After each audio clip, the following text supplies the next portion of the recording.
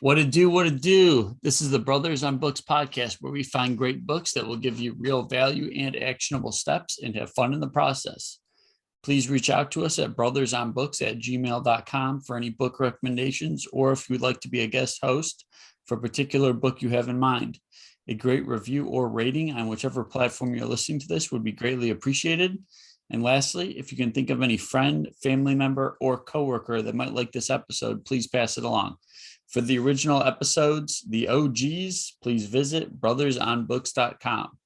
I am Jack Allwile, and with me, as always, is my brother Alex Allwile. Al, how are you doing today? I'm doing good, Jack. How are you? Pretty good. It's always a tough day after the Super Bowl, I guess. Kind of tired. Yeah, I'd say the same. I definitely had a late day into the office. Got in a tad bit later than I usually do. It's kind of bittersweet to see Stafford win for the Rams. I was happy that he won. I mean, I was happy too, but yeah. Why couldn't that have happened in Detroit? It's just another example of an ex-Lion leaving and finding success somewhere else immediately. So yeah, good for him. Yeah. So today we're discussing a book you picked in the book draft, Seducing Strangers, How to Get People to Buy What You're Selling. And this is by Josh Weltman and John Hamm, or I guess the forward is by John Hamm, but you want to give us an author blurb? Yeah, so Josh Weltman is a 25-year veteran of the advertising business, a working creative director, co-producer, writer, and artist. He has created commercials and ad campaigns for Taco Bell, Doritos, Carl's Jr., BMW, Microsoft, and the Whole Foods market, as many more. He was also heavily involved with the production of Mad Men. So for those, I never, Jack, I don't know, did you ever watch Mad Men? I've never seen Mad Men, but I have friends that love Mad Men. Yeah, same. So Mad Men, for those that don't know, is a show about advertising executives in the 60s. And John Hamm is the main character in the show, which is why he wrote the forward of this book. Yeah, so John Hamm plays Don Draper. I've tried to watch that show numerous times, and I've never really been able to get through like the first 3 episodes. But everyone that loves it tells me that the first half is sort of boring, but if you make it through, it's incredible. Okay. I've just never made it through yet, so we'll see. So I guess with that said, Jack, what were your thoughts after finishing? So some of the big takeaways, I thought, I guess I had a little more respect for what they do. I just kind of clueless to what most advertisers do, but there's definitely a method to the madness. And I think the big thing I'll take away is just managing expectations in your ads. I think that was my big takeaway. Well, what about you? What were your thoughts after finishing? Yeah, I would say the amount of like psychology that goes into a lot of the ads and how they were structuring it was surprising to me. I would say, because I mean, maybe I'm just like too analytical, but like when I think of advertising, I think of, you just put down the facts of like what you're trying to sell, and you just kind of if you have a good product, you just sort of let it sell itself. But he gives quite a few examples in the book about how that's not always the case, or how you can't do that. I guess just sort of funny story how I came across this book is this was being sold in a FedEx as I was waiting to get my thesis bound. And now we're doing a podcast, and I was like, this could be useful to us in trying to grow our podcast. So I took a picture of it, and here we are about, I guess, 5 months later. There we go. So I think this episode we were going to structure a little differently. This book was broken into 4 parts, and we're each going to summarize, I guess, 2 parts. So I was going to do part 1, and that was just titled "The Secret Purpose of Advertising." So yeah, so what is he sort of starts the book off with a question of like, what is the purpose of advertising? And in my opinion, if someone would just ask me that question, I would say, well, the purpose of advertising is to, sell goods and items, right? Like you've got to market what you're trying to sell. And the answer he gave is the purpose of advertising is to make people happy. And sort of like what you just said, people are happy when the expectations they have co-align with what actually happens.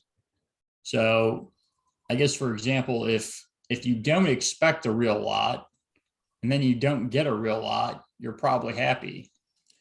But if you expect a real lot and then you get maybe just a lot, but not as much as you expect, you're probably not that happy.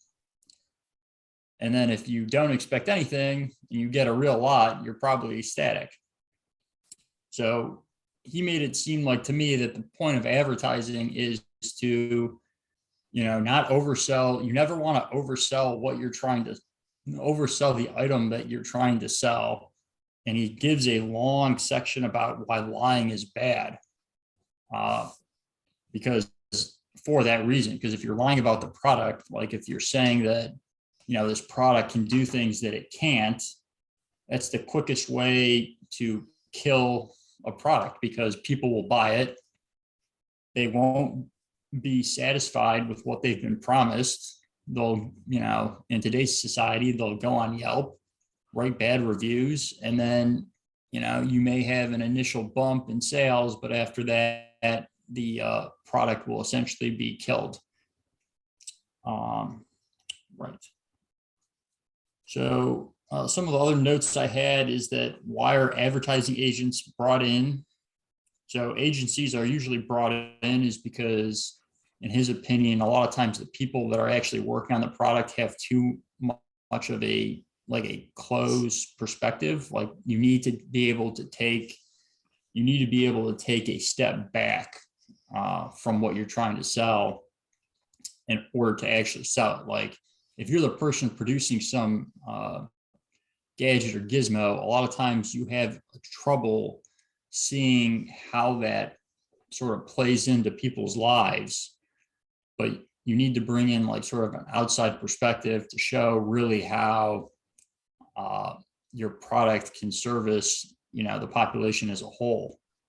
And sometimes I think when people create things, they just become so almost pigeonholed onto what they want the item to be or what they think it should be. And they're totally unflexible and sort of pivoting into a different type of market. Sort of actually, as I was reading that, I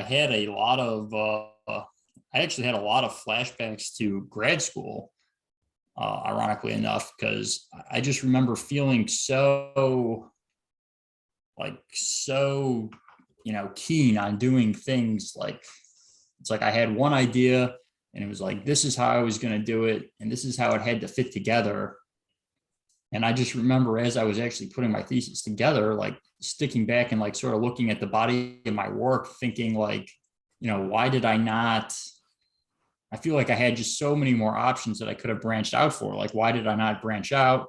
Why was I so keen on doing things a specific way instead of being more, flexible in order to achieve my goals? And I know it's not totally related to sort of the book, but it's the same general idea. Some of the other notes I had for this section was, do you want to sell or do you want to seduce? So, and this is sort of, I guess, what I was originally saying is that businesses, in my opinion, businesses usually want to sell. So they just give you like a list of facts, but just giving people a list of facts doesn't really sell items. And the thing that he says that really sells items is emotions, is that you want to make people feel a specific way. So you want to try to elicit, really happiness and joy into people through your advertisements, and that will make them buy your goods and services more. Then there was this interesting thing. I think we sort of talked about this earlier or off camera, this thing called enthymeme. I don't know if I'm pronouncing that right, but it goes back to Aristotle in Aristotle's book, The Art of Persuasion. And I guess its direct translation is something kept in mind. And it uses people's implicit assumptions to grab their attention. So the point of this is that you have two sections essentially of a sentence, and one of those sections is supposed to, confuse, and then the second section of the sentence is supposed to explain, and it usually goes in that order. So it gives the example of, when a man is tired of London, he is tired of life, meaning that if you get bored of being in London, then you're just bored. Like, you're going to be bored always. So the first part of the sentence is kind of confusing. Like, what does "when a man is tired of London" mean? But then it's explained, he is tired of life. So he then goes into, we're hardwired to respond to the discovery of something that simultaneously confuses and then informs us. And this gets sort of the hormones going in your body that makes you more interested in what the ad is saying.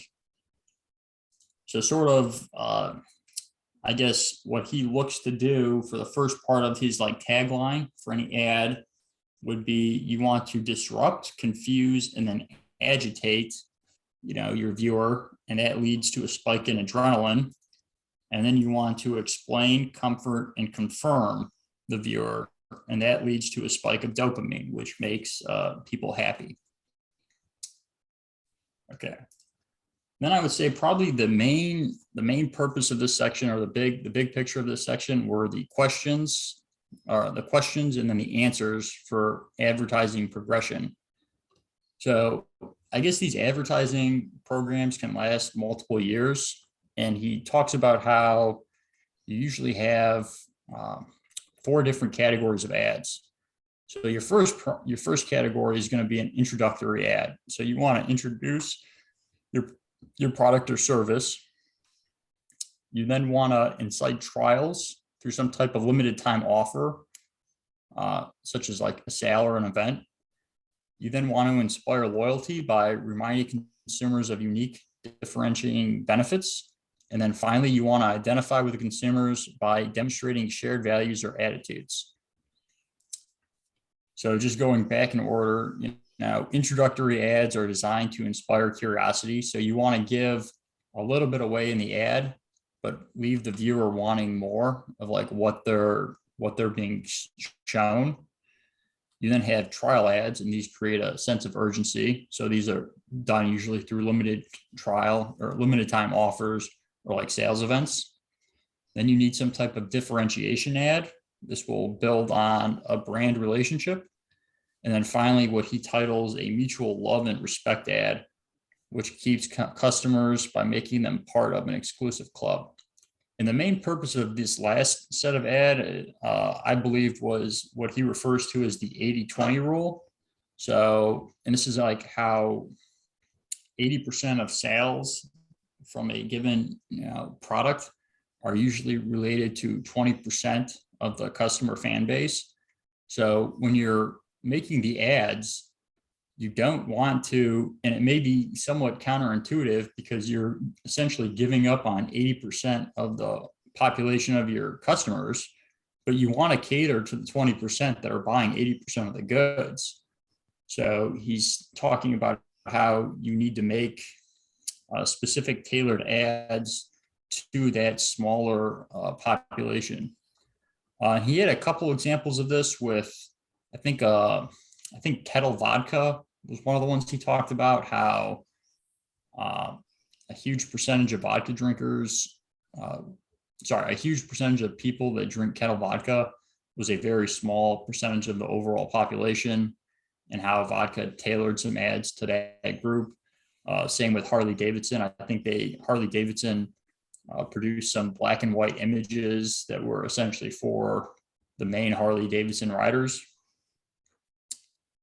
I think the one I remember is the cuties, how they were trying to show how the cute, like the mandarins, the fruit. Right. They're so small, but they're For kids. mutually kind of, yeah, like it's almost like they're small because a kid can hold it, and they're Right. easy to peel because babies need to be able to peel it. Kind of funny. Yeah, that fourth one was like to protect your profit margin, keep your fans loyal. The other good one he had, sort of going back to this first confuse and then explain, was this ad of a Volkswagen where they just had a picture of a Volkswagen on an entire page of a newspaper, but it only took up like, like a tenth of the page. And then it was like, and then the tagline was think small. And it's like, in your mind, you'd be confused, like, why did they get so much print and put this small car? And it's like, oh, think small, the VW Bug, small. So that's all I had for part one of the book. I thought the main purpose was really to bring up different types of ads and how he goes about sort of laying them out. So did you think about how this will affect the Brothers on Book ads going forward? Well,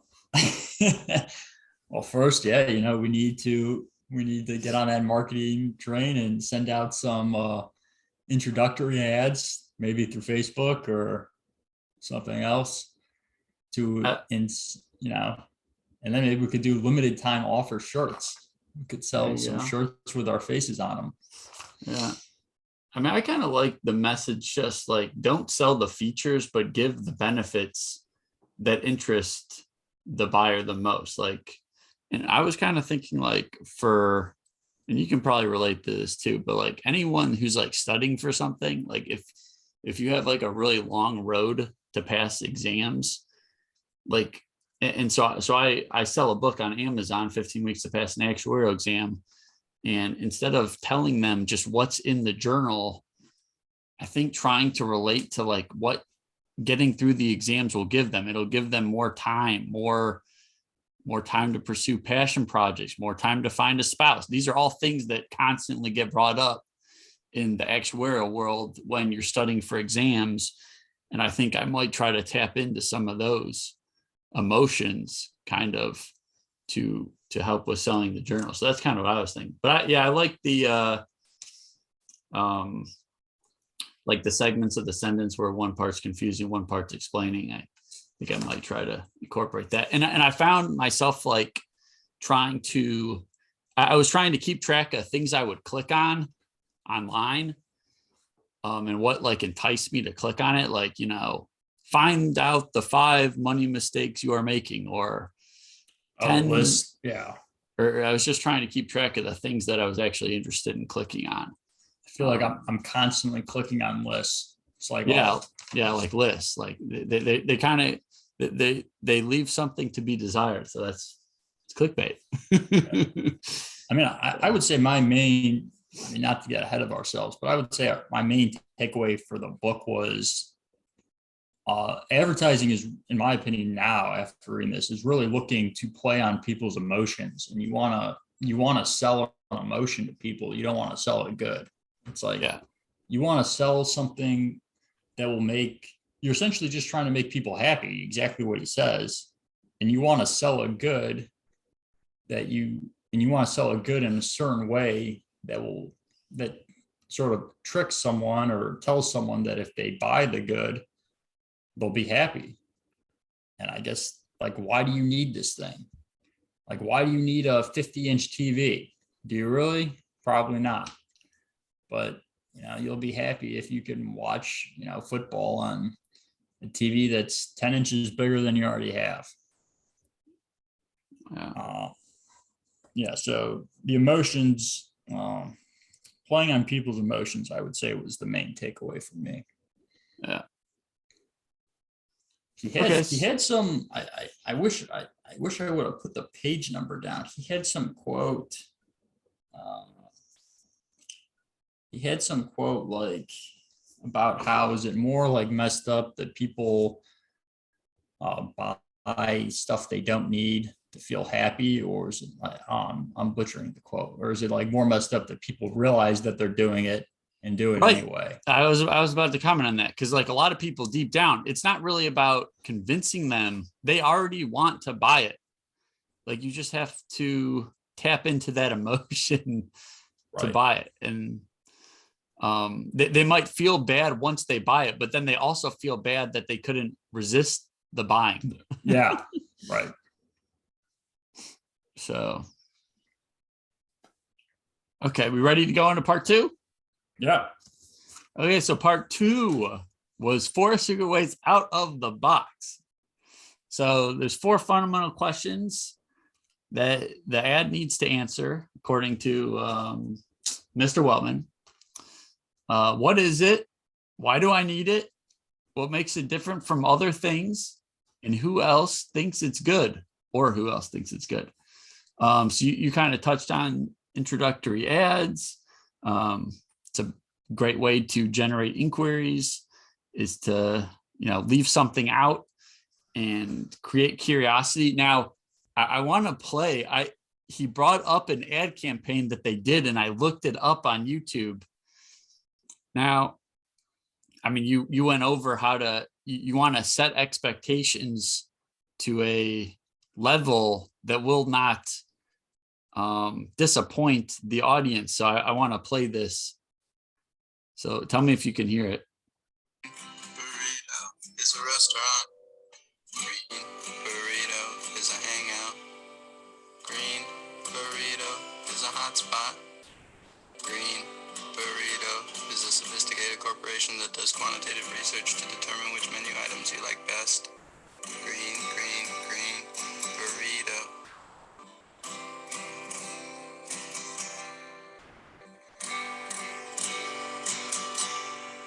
Okay, so that was Green Burrito. Now, could you guess what type of place that is? Well, I mean, I've read the book, so I know, but I would guess. I mean, it's got burrito in the name, so I would have guessed it was a Mexican restaurant. Okay, but it's funny how it never mentioned food, right? That's correct. Yes. Yeah, I mean, and the type of music took me back to like Napoleon Dynamite. Like it's just like it does. I don't have high expectations when I hear that song, but I at least become aware of Green Burrito now, and that's exactly what they were trying to do in LA. I think it was to compete against Taco Bell in like the 18 to 35-year-old male demographic. And basically they didn't have a big budget, and this type of introductory ad at least made people in the LA area aware and gave them time to work on their burritos, because they actually said when they went to go to eat the burritos, they weren't good yet. And if you I think he used more colorful language than they weren't good yet. yeah, and but if you go and look at if you YouTube Green Burrito ads, there's like there's many different tracks that say nothing about the food really. And actually that's not true. One of the ads was actually saying that it would make you sick. It would make you green in the face. And it was actually trying to cherish that.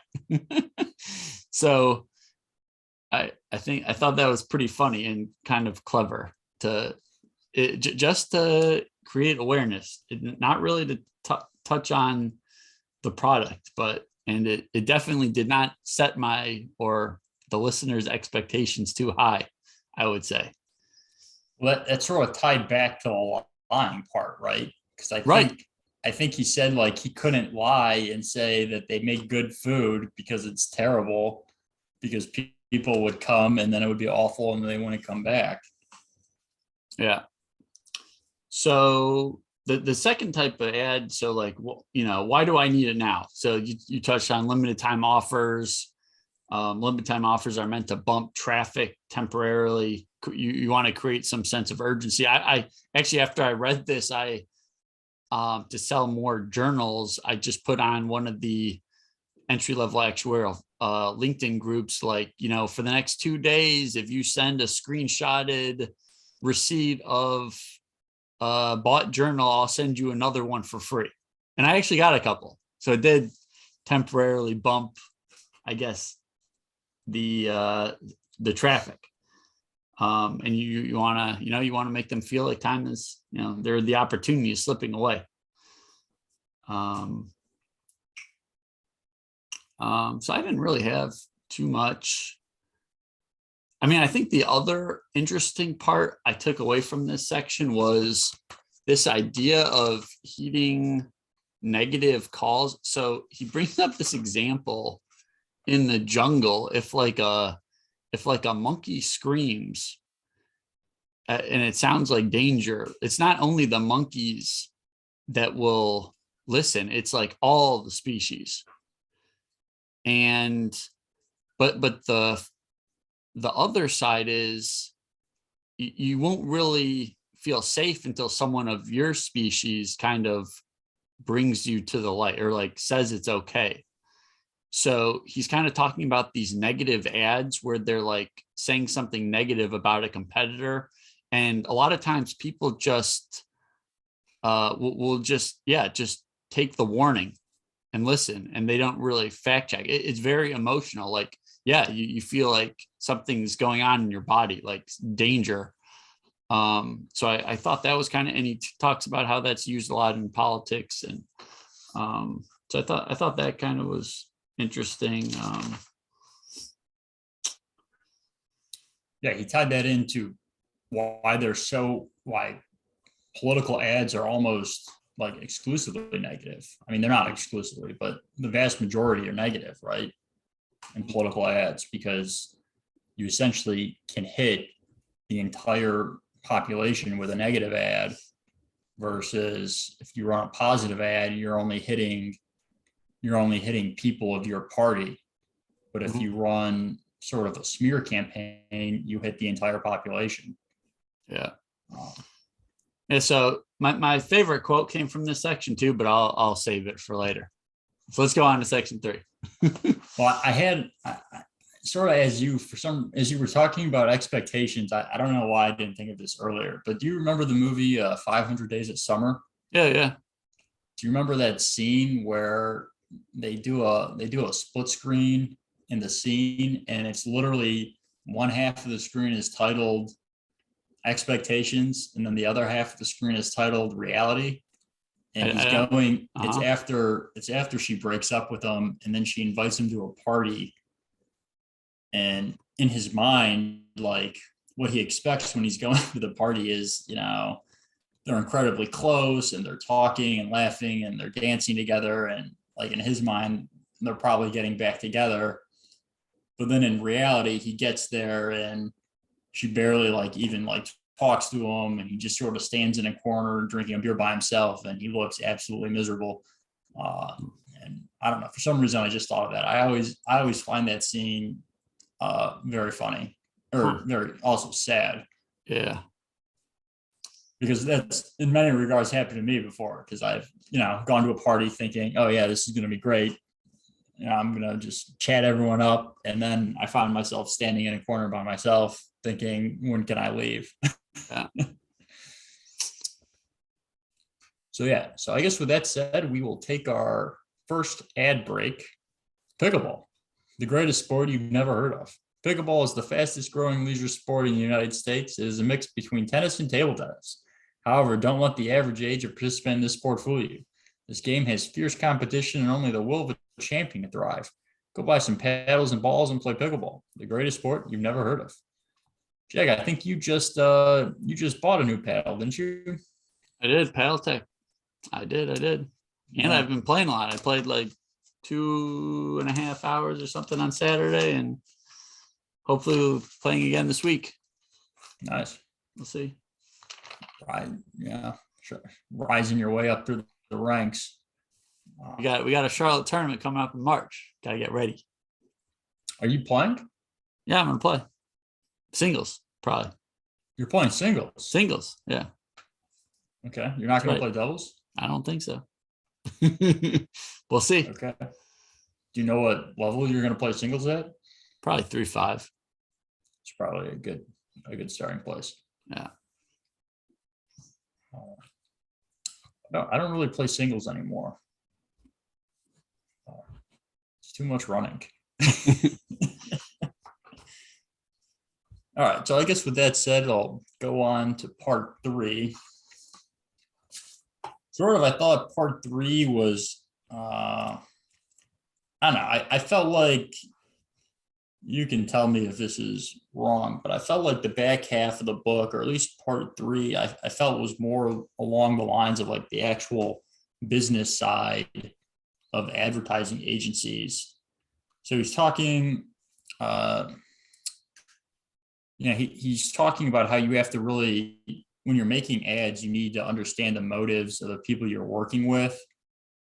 So there are people that all they care about is making profit. And he calls these people bottom line people because all they care about is the bottom line. And this is like, how much money does a business get to keep? And then he had people that he referred to as, top line people, and they really look to make customers happy. So they focus on just increasing sales. And he said, these are usually a lot more creative types of people. So the bottom line people, he sort of listed as very analytical, and a lot of times they don't think advertising works, whereas top line people are usually more creative and they're a lot more receptive, I guess, to the advertisements. So then it goes in and he talks a little bit about the motivations of some of the people. So you have, the creative types. So those would be like the artistic directors. They're, for the most part, interested in making art. You have the account executives. These would be the liaisons between the client and the agency. And then you have media buyers, and these are just looking to reach media space so they can buy advertising space. So the thing I thought was the biggest takeaway from this section, at least for me, was he had this section on big ideas, and he sort of went into this tangent about how whenever anyone tells him like they need a big idea, the first thing that he always then does is realize, like he just said, he stares at a blank sheet of paper for like a couple days because he can't. I don't know. It's like when someone tells you that you need a big idea, it like freezes you up almost. Like when you have to think of something, you then can't do it. So what he said he does is he thinks instead of needing a big idea, all he needs is a slightly bigger idea than his competition. And I thought this was a great point. And he ties this back into that, that old joke about the two guys in the woods and a bear appears. And then the one dude takes off his shoes and starts running. Another guy says, "You can't outrun a bear." And the first guy says, "I don't have to outrun the bear. I only have to outrun you." And I guess that is the philosophy with which he makes ads, is that his ideas don't have to be big or great or grand. They just have to be slightly bigger or grander than his competition. Because, you could think of it almost as a winner take all mentality, where if you're just slightly better, you get all the glory. So I thought that was one of the big takeaways from this section. I didn't have a whole lot. The other main takeaway I had from this section was under the section, he listed sell the sizzle, not the steak. And this was really sort of tying back to expectations. He said sometimes the easiest thing to do in the advertising world is not change the product or not change anything. You just have to change what you're promising the clientele. And if you can just realign the expectations in your ads, that can a lot of times boost sales without really doing any, I guess you could say, groundwork on the actual product. I think that was a big issue with my journal at first when it went on sale. People thought it was going to tell them how to do something.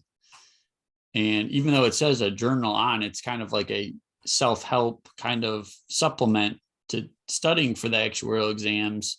It was never intended to give you a specific schedule or tell you what to do. So, and I think that was because it just wasn't I need to focus on explaining what the promise is, not because I got a bunch of negative reviews early on. So that came to my mind. Yeah. Do you remember what the reviews said? I mean, some of them were just ridiculous. Some said, this doesn't tell you how to do anything. This is just a journal. even though the subtitle is a journal to help, plan the work the plan, pass your next actuarial exam. Even though it has journal in it, people weren't really thinking of it that way.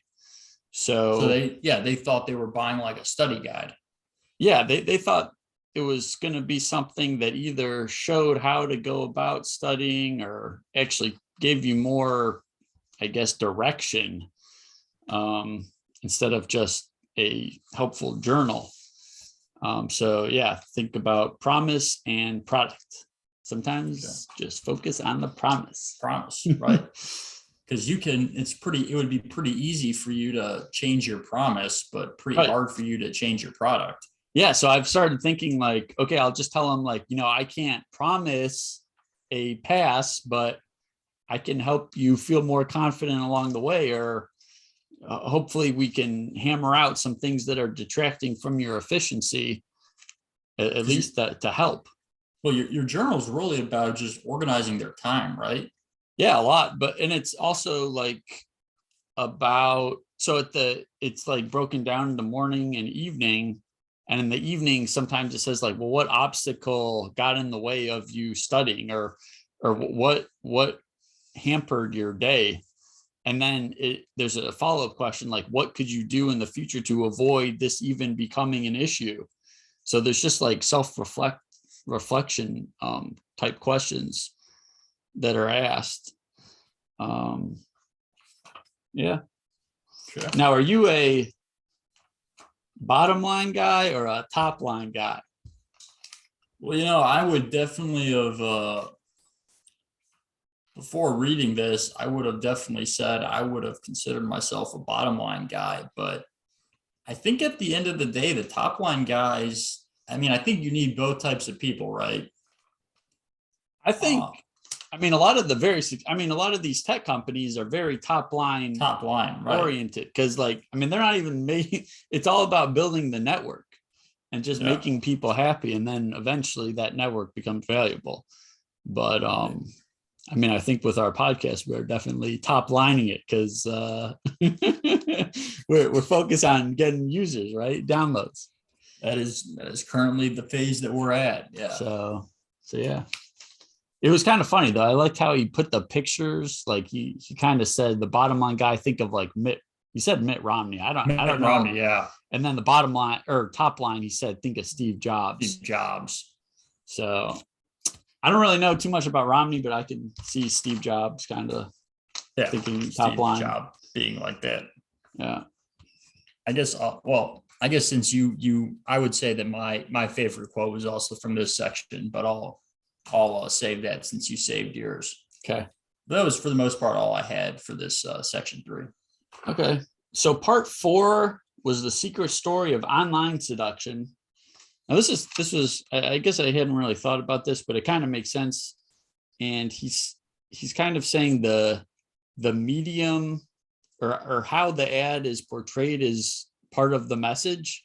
So like if you're putting on a billboard versus a newspaper ad, those kind of say different things. Each has its own unique message or intrinsic effect. And he's kind of saying like newspaper is great for limited time offers. But like something like outside posters or billboards, it kind of just, it's in the landscape. It's kind of just shouting at you like, this is new, or like, turn here for McDonald's, or like, and then he's saying like something on the radio or TV would be good for like an immediate opportunity. I guess the other, this was kind of interesting when he broke down like a 4-year plan, and he talked, and this is from like 1964 to kind of, I guess, contrast it with now. But he's like, okay, so year 1, we're devoted to increasing inquiries. So we might take out an ad in the yellow pages or some billboards. We want to cast a wide net because you don't know exactly who the customer is actually. You think you might, but you want to cast a wide net. So year 2, you want to grow sales. So you could add local newspaper promotions. Year 3 would be improve market share. We're talking magazine ads. Year 4, you want to, safeguard your profit margins, and that would be like a network TV sponsorship.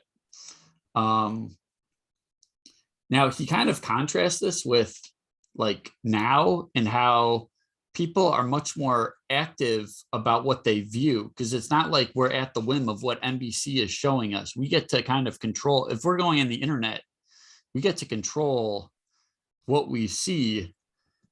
And people use the internet for so many reasons. The possibilities are boundless.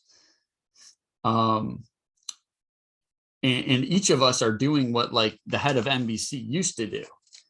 And there was a small section on Metcalfe's law, which I feel like we could read a whole book about. I don't really know too much about it. I've only heard people talk about it, but it's talking about the value of a network and how it grows exponentially. So like if you just had one phone, it's kind of worthless, but if you keep adding phones, the connections keep growing, and how many different combinations. I think Jeff Booth talks a real lot about that. The Price of Tomorrow. Yeah.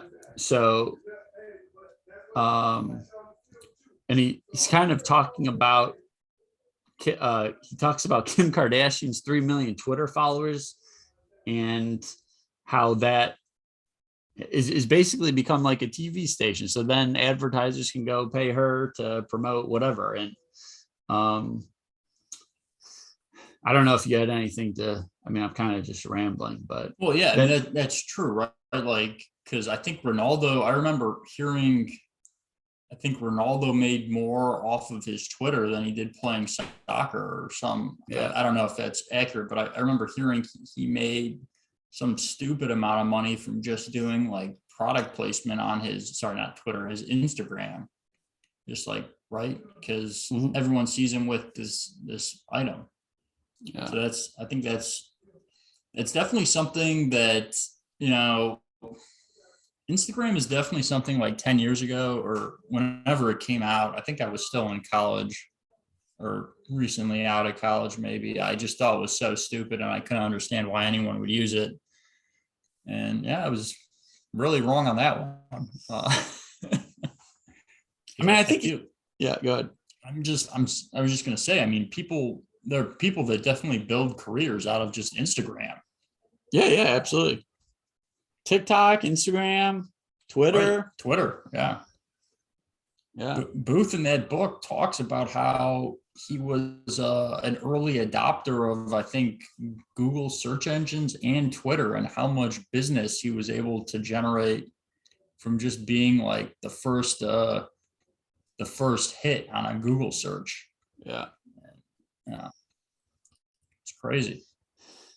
I think he actually had a fun story of him going to Paris at a printing shop, and the woman's kind of asking him what he does, and he kind of describes his career path, which is like all over the place. And she kind of scoffs at him, but he kind of, and this is kind of unrelated, but he was saying that America's like really good about reinventing yourself and constantly improving, whereas a lot of countries, the people aren't really like that. And like American consumers are often like on a personal journey trying to improve themselves. And from an advertising perspective, you need to show how you're supporting their journey. You always want to be thinking of like their journey and like how they're going to use and benefit from your product. So I guess that's, and then I just had kind of a capstone note. Going viral is the internet applauding a new possibility. What goes viral is something that changes, redefines, or expands some group's ideas or idea about what's possible. So I thought that was kind of a good thought. And then just try to improve your empathy. Empathy is about understanding what people are doing and why. How will the story about my products improve my customers' odds of becoming who they want to become? So I thought that was a good thought. Okay. What was your favorite quote? So my favorite quote, okay, this was from part 2. The most successful artists, writers, generals, executives, directors, and doctors are good at not relying on what worked last time and not fighting the last war. The great communicators know how to move on at the right time.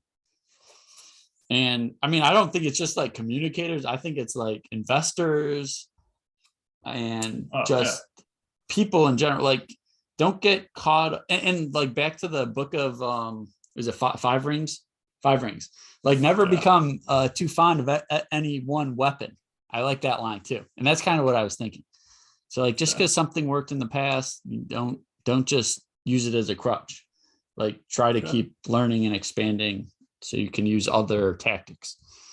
So that was my favorite quote. Okay. Mine was a little shorter and sweeter. Mine was just sell them on who they want to be. Okay. Sort of.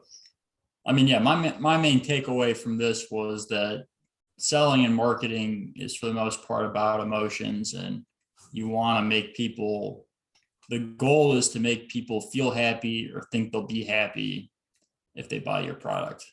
That was my main takeaway. Cool. Yeah, so I guess with that said, you have anything else, Jack, or should we wrap this up? I think let's wrap it up. All right. Well, please reach out to us at brothersonbooks@gmail.com for any book recommendations, or if you would like to be a guest host for a particular book you have in mind. A great review or rating on whichever platform you're listening to would be greatly appreciated. And lastly, if you can think of any friend, family member, or coworker that might like this episode, please pass it along. For the original episodes, the OGs, please visit brothersonbooks.com. I'm Alex Allwile, and with me as always, my brother, Jack Allwile.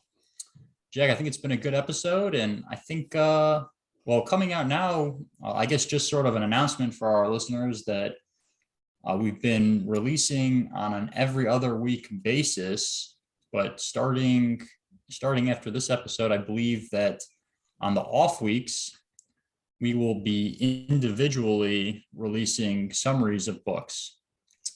And I think you'll be doing the first one, right? Yep. What would the Rockefellers do? That's the one I reviewed myself. That's this book. But the book we have for our discussion in 2 weeks' time is The Beginner's Guide to Stoicism, Tools for Emotional Resilience and Positivity by Matthew Van Natta. Okay. Should be a good one. And I'm excited to hear your summary of what would the Rockefellers do. Cool. Well, I guess I think that's it. Talk later. Goodbye.